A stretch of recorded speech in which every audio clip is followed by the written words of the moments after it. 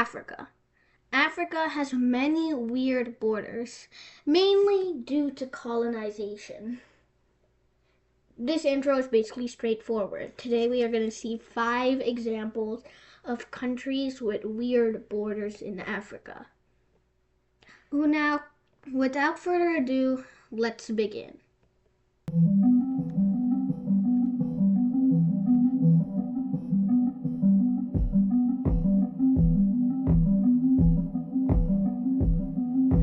First, the one on the thumbnail, Namibia.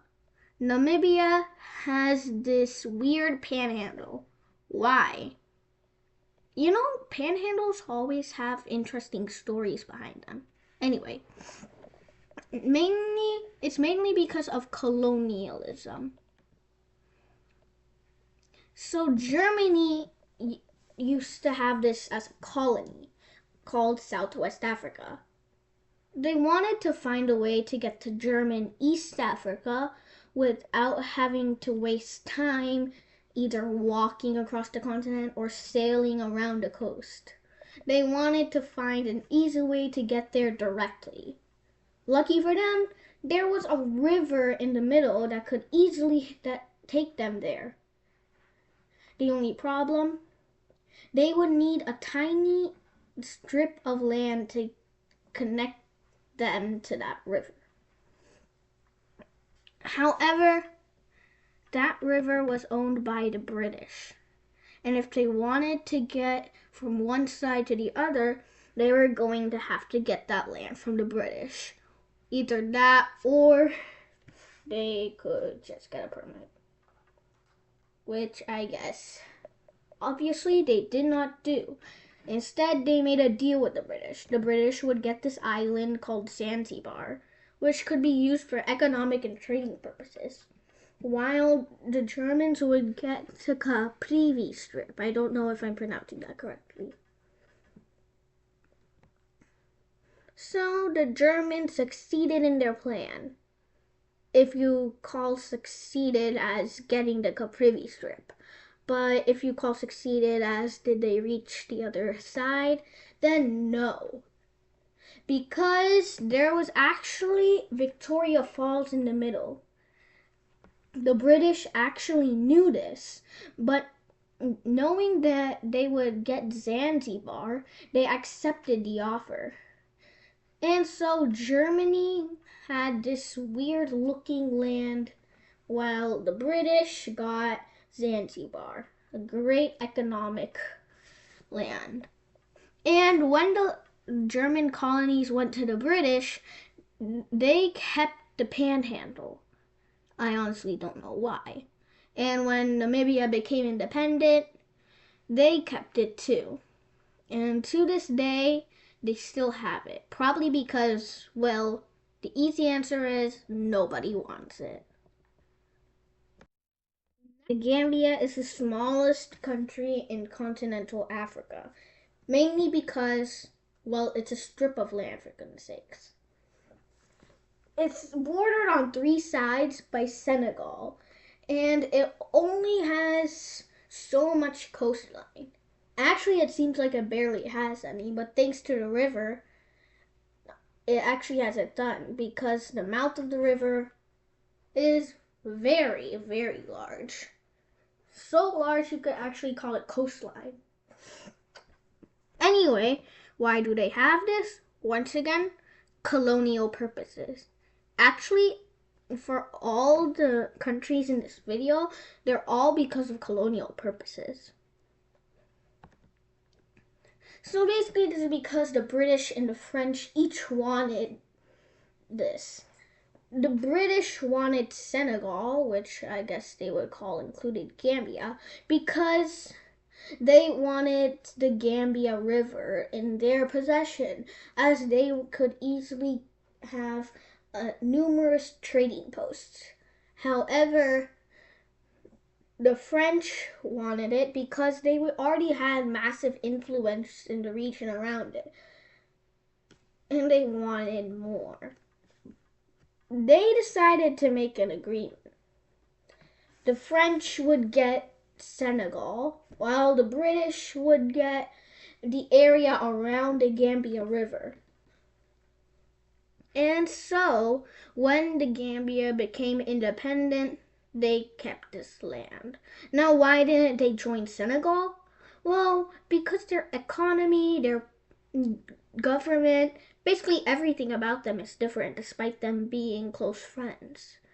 So, it could be almost impossible for them to ever unite. There have actually been plans though. So maybe one day we might see I don't know, Senegambia. The next two countries are going to be short because, well, their explanation is really straightforward and mainly has to do with their quest for independence. First, Lesotho. Lesotho was originally a British protectorate, but how did it become a country in the middle of South Africa? Well, this British protectorate was actually different from South Africa. However, that didn't stop the British from thinking that maybe they should be a part of South Africa when South Africa was about to gain independence. Now, Lesotho did not like this at all. So, this resulted in them gaining independence. But what was their reason? Well, that was because Lesotho had a very different culture from South Africa. In fact, the reason they became a British protectorate was because of their different culture. And so, along with many countries giving Lesotho their agreement, the UK eventually allowed them to be independent as their own landlocked country. Next is Etswani. Etswani has actually the same reason as Lesotho. It was a British protectorate because of a tribe. And when they wanted to gain independence, they said it was because of their distinct culture. But it was also because of their unique identity as a diarchy. A diarchy is actually there's only one in the world. Etswani. And Etswani, in a diarchy, one person rules along with the other. Here, a king rules along with his mother. So, this resulted in, once again, them becoming independent. Easy, plain, and simple. Makes perfect sense. Now we're done with the short explanations. Now let's talk about Spain, our last country. More importantly, the exclaves of Spain in Africa along the Moroccan coast. I'll mainly be talking about Ceuta and Melilla. I don't know if I'm pronouncing those correctly. But every once and then, I'll talk about other ones. They're part of. So, it's on the Moroccan coast, but it's Spanish. Why? Well, in the 15th century, Portugal got Ceuta, and Spain got Melilla. And when the Iberian Union was formed under the Spanish, then both of these were combined. And when the Iberian Union went away, Spain got them both. Now, they also had Morocco as a colony in Africa. But when Morocco became independent, Spain got this land. But why? Should have gotten this land? Wasn't the agreement that they would get all the land?